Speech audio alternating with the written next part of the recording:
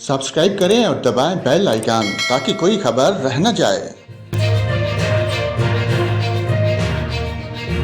नाज़रीन, आपको बताएं, भारतीय रियासत हिमाचल प्रदेश में तूफानी बारिशों के बाद दरियाए ब्यास बिफर गया और दरियाए ब्यास का पानी किनारों से बाहर निकलकर आबादियां और गाड़ियां अपने साथ बहा ले गया।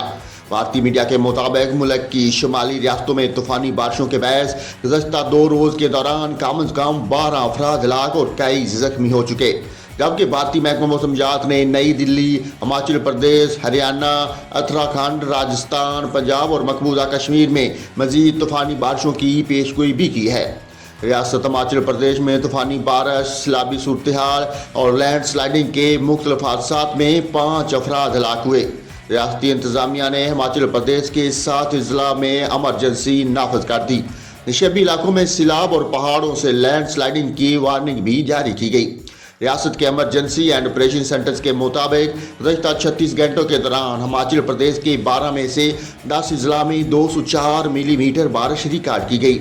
इस दौरान लैंड स्लाइडिंग के 14 बड़े वाक़यात और 13 मकामात पर सैलाबी कैफियत रिपोर्ट हुई, जबकि रियासत में 700 सड़कों को भी बंद कर दिया गया।